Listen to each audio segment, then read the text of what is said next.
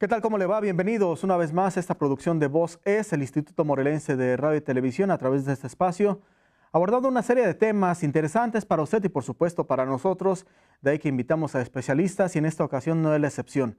El segmento es Personas con Discapacidad. Iniciamos.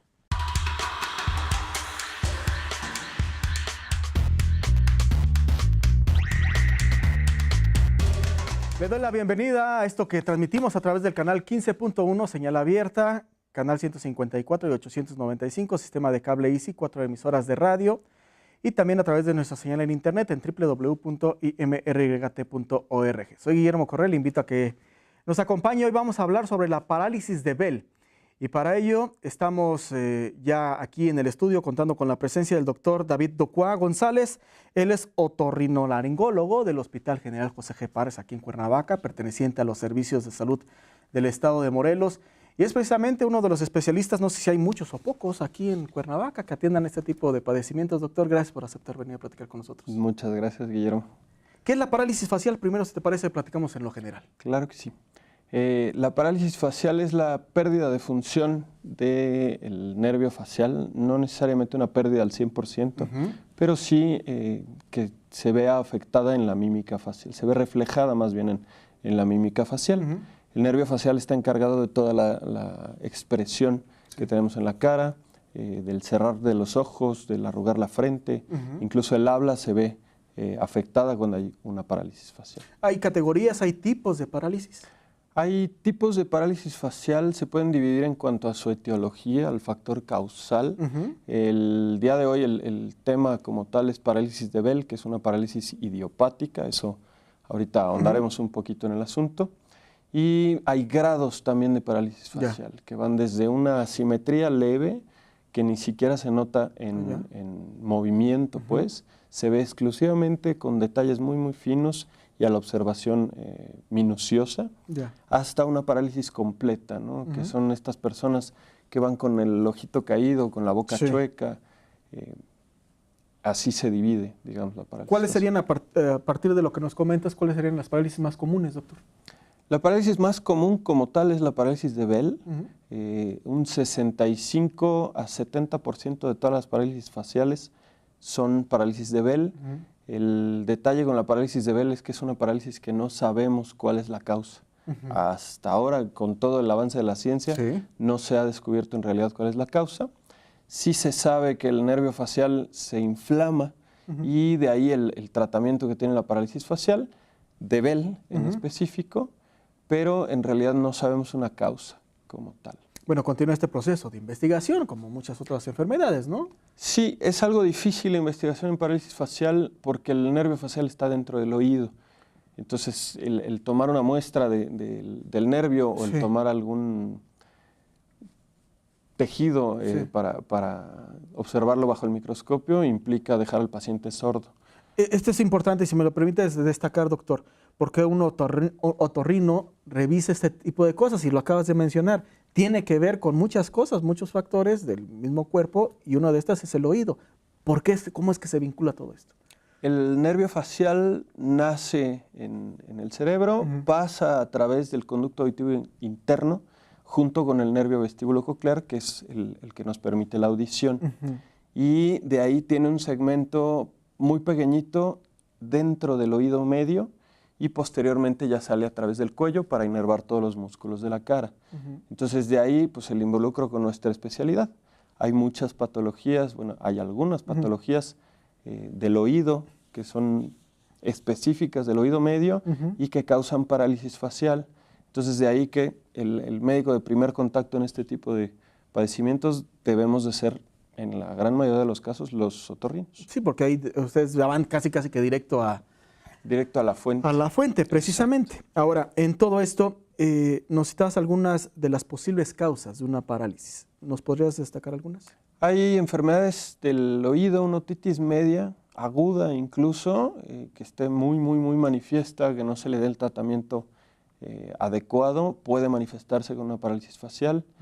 Esto es una infección del oído medio. Hay tumores intracraneales que se manifiestan también como parálisis facial, tumores del conducto auditivo interno, hay tumores del nervio facial, tal cual, que producen parálisis facial. la enfermedad de Lyme, que es causada por una bacteria. Sí. Tumorales también dentro del oído, Ya. incluso tumores tanto dentro del oído como dentro del sistema nervioso central pueden causar parálisis facial. ¿La incidencia es alta? ¿Este En tipo de realidad, parálisis? La parálisis de Bell me refiero. La parálisis de Bell, aún siendo la más común, tiene una incidencia bajita. Ya. Se reportan entre 15 y 30 casos por cada 100,000 habitantes en población general. Y que a comparación de otras parálisis es muy mínima, ¿no? Exacto. ¿No? Bueno, estamos platicando con el doctor David Ducroix y estamos hablando sobre el tema de parálisis de Bell aquí en este segmento de Voces, personas con discapacidad. Por supuesto, vamos a ahondar más sobre este padecimiento, cómo es que llega a generar quizá alguna discapacidad y más de lo que tenga en dudas al respecto. Y por supuesto, le invitamos a que participe 243-6200, extensión 158 y 188 y a través de las redes sociales de Voces, tanto en el Twitter como en el Facebook. Vamos a nuestra primera pausa y estamos de vuelta.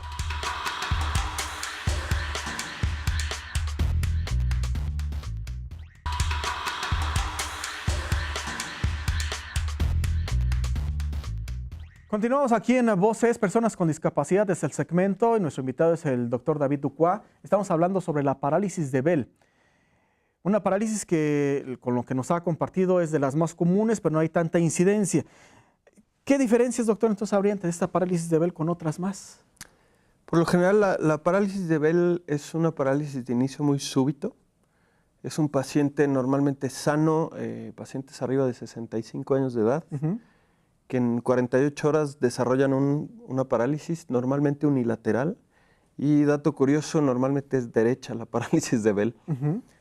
Son parálisis en pacientes sanos, por lo general, si acaso tienen diabetes, hipertensión, alguna otra cosa, pero el detalle con la parálisis de Bell es que no hay una manifestación neurológica agregada, que ahí sí ya empezamos a pensar en algunas otras causas. Normalmente no hay sintomatología en el oído tampoco, entonces son pacientes que de súbito repente inician con una parálisis facial, el famoso me dio el aire y se les cae la cara. Esos son los pacientes en los que sospechamos parálisis de Bell. Que gráficamente para nuestros amigos de radio y en televisión seguramente van a ver las imágenes. ¿Cómo es que se presenta? ¿Cómo nos lo puedes ilustrar este tipo de parálisis? Nos dices el rostro caído. Exacto, ¿no? es un rostro caído. Es cuando se baja, por ejemplo, el párpado, estas cosas. Exactamente, ¿no? El párpado pierde fuerza muscular. Entonces es un ojito que se cae, que a pesar de que nosotros le pidamos al paciente que cierre los ojos, no lo puede completar al 100% de un lado. En algunos pacientes se puede presentar parálisis bilateral en ambos lados, pero es el menor de los casos. La boca, también hay una desviación de la comisura de la boca, normalmente hacia el lado afectado. Y este plieguecito que tenemos aquí, el pliegue nasogeniano, se borra también porque este pliegue está dado por la contracción de los músculos. Cabe mencionar, la parálisis de Bell es una parálisis facial periférica.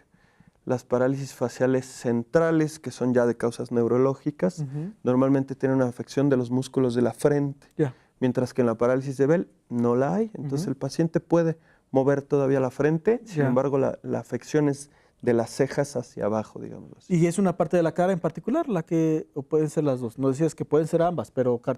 Por lo general es una en la gran mayoría de los casos, lo reporta la literatura como la parte derecha. Sí.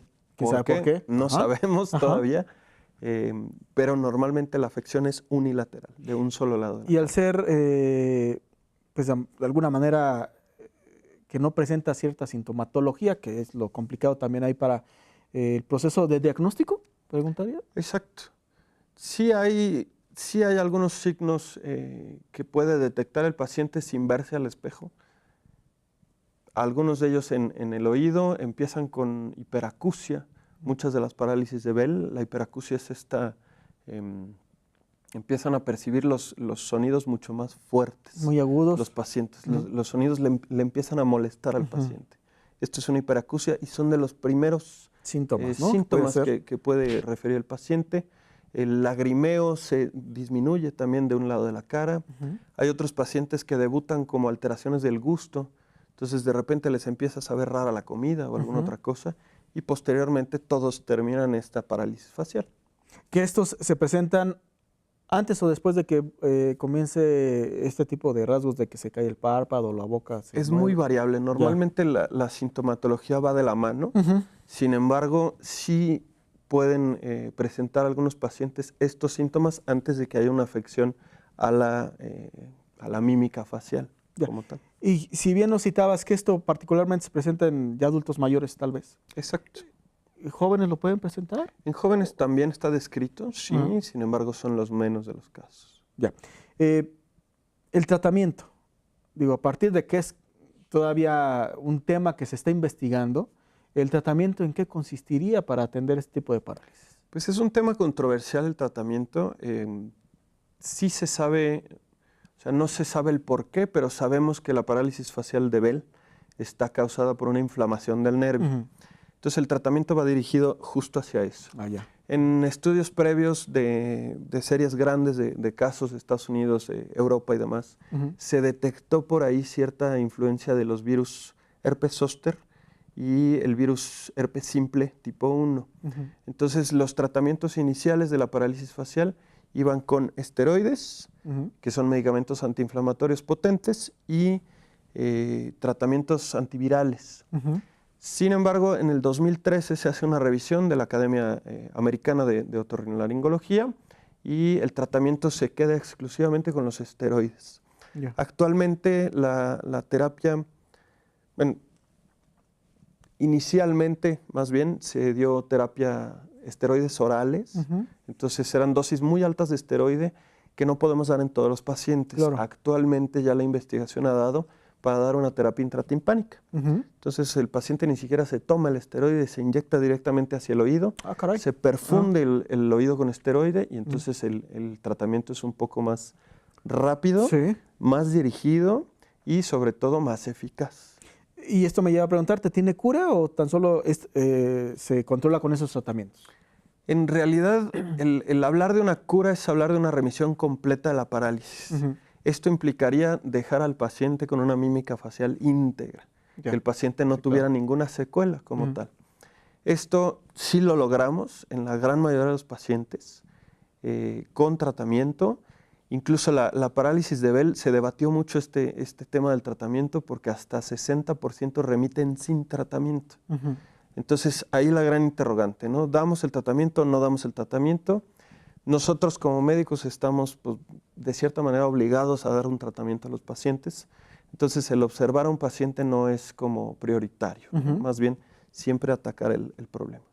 Y sí, puede haber una recuperación ad íntegro, el paciente conserva la mímica facial y queda nada más el antecedente de que tuvo una parálisis facial. Siempre y cuando también se detecte de manera oportuna, ¿no? Exactamente. Eso es mucho lo que estamos ahora haciendo en servicios de salud.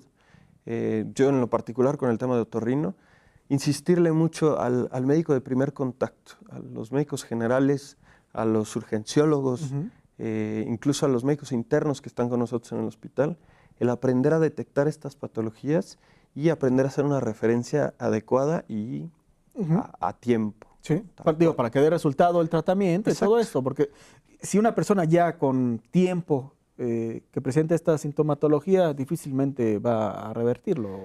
Puede haber cierta mejoría, sí, pero el tratamiento está recomendado según las guías americanas en las primeras 72 horas de inicio de la parálisis. Bueno, pues esto es parte de lo que usted seguramente quería saber sobre la parálisis de Bell. El doctor David Ducroix del Hospital General nos acompaña aquí en Voz Es. Es tiempo de hacer una nueva pausa y estamos de regreso con ustedes.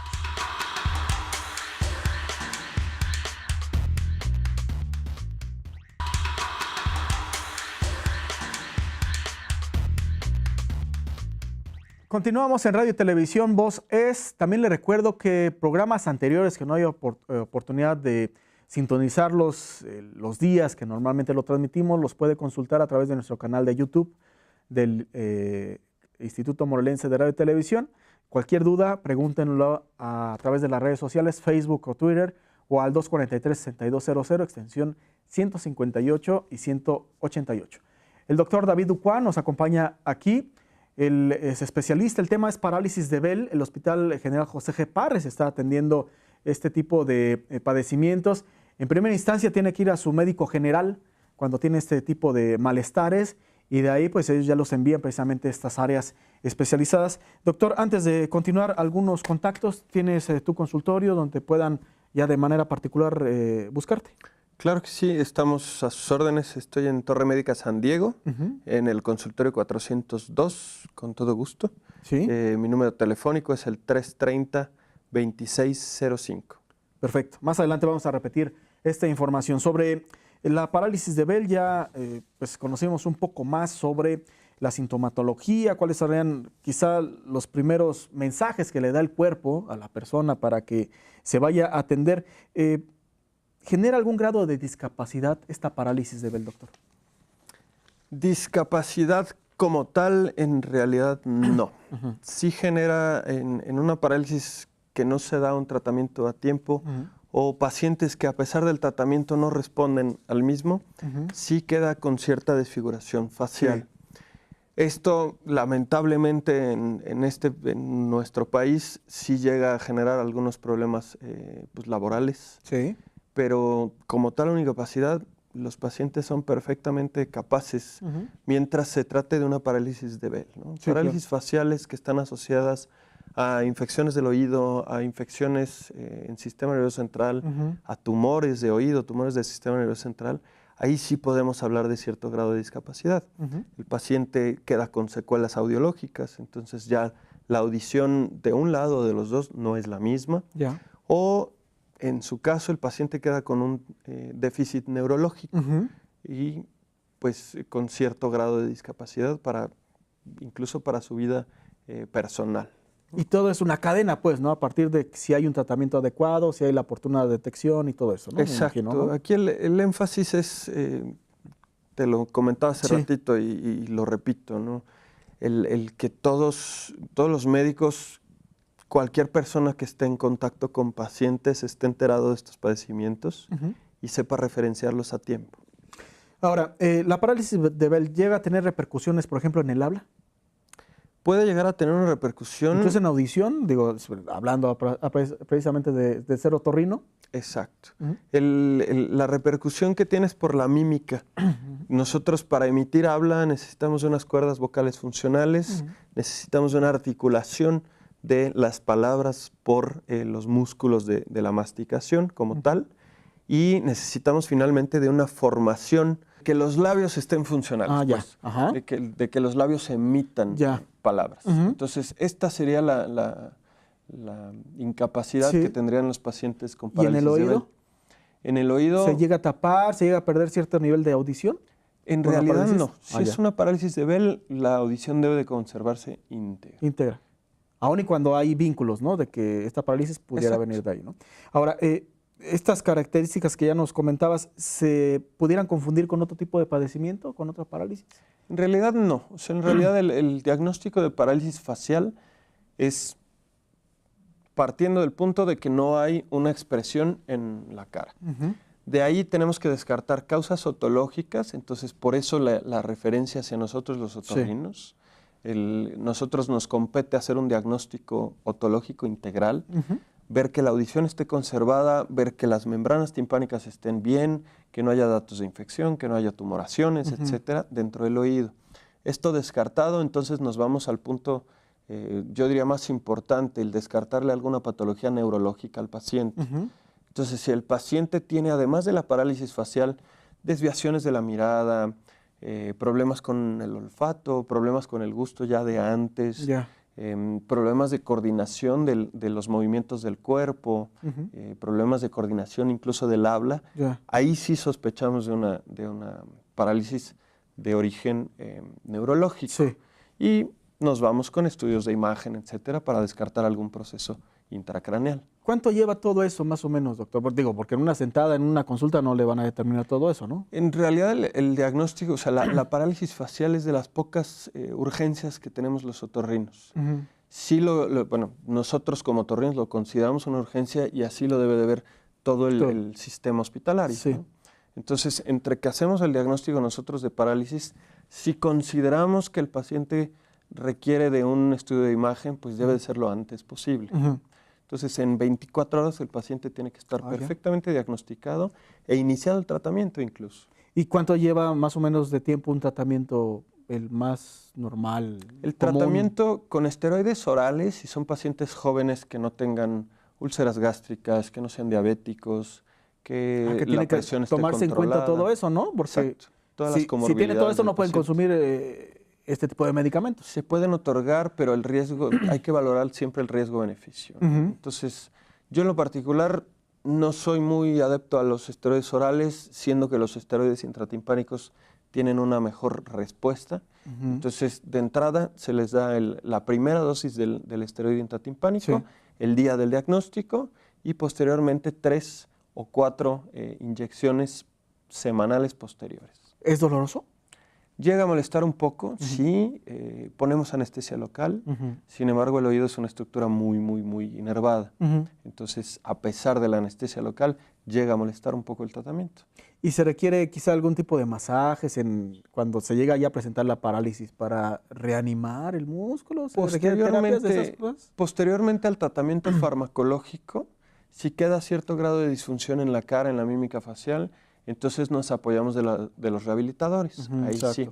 Ellos tienen ejercicios muy específicos de la mímica para contraer X número de músculos y esto para rehabilitar su contracción. ¿Llega a haber secuelas, doctor? Puede haber, sí. Puede haber una secuela, sobre todo en los grados altos de parálisis facial. La parálisis facial la graduamos en 6. Desde el grado 0, en que es una mímica facial completamente normal, grados intermedios 2 o 3, que se ve la asimetría exclusivamente al reposo. Sin embargo, cuando nosotros estamos frente al paciente, el paciente está teniendo una conversación con nosotros, en realidad el ojo entrenado lo nota, pero cualquier otra persona no llega a notar esta parálisis. Y al grado 6, que es una parálisis completa como tal, en el cual el paciente no puede mover absolutamente ningún músculo de la mitad de su cara, y normalmente estos grados 5 o 6 sí tienen una secuela. Bueno, y la bronca es de que uno no se da cuenta hasta que no se ve, ¿no? Digo, podemos estar hablando usted y yo, doctor, y de plano a mí se me estaría cayendo el párpado, pero yo no lo siento, pues. Exactamente. Bueno, de ahí la importancia de que vaya en cualquier momento de que presente este tipo de síntomas, insistimos a su médico general, a los centros de salud de cualquiera que haya en sus comunidades, y de ahí lo habrán de enviar a las áreas especializadas como la que está a cargo el doctor David Ducua. Finalmente yo le preguntaría 2 asuntos, doctor. En cuestión de género, ¿quiénes serán los más susceptibles en presentarlo, hombres o mujeres, o es...? En realidad no hay una diferencia estadísticamente significativa entre hombres y mujeres. Ya, entonces es por igual. Recuérdanos, por favor, sus contactos, doctor. Claro que sí. Soy el doctor David Ducua, estoy en Torre Médica San Diego, el consultorio 402, mi número telefónico el 330-2605. ¿Las redes sociales tiene? Redes sociales. Facebook. Bueno, pues ahí están los contactos y van a aparecer en su pantalla, y nosotros también, por supuesto, los vamos a compartir a través de las redes sociales. Como muchos otros comentarios, también le damos seguimiento. Gracias por acompañarnos. Le invitamos a que continúen la programación en televisión y en radio del Instituto Morelense de Radio y Televisión, y por supuesto le invitamos a que navegue, conozca nuestra página en internet en www.imryt.org. Soy Guillermo Correa y hasta la próxima.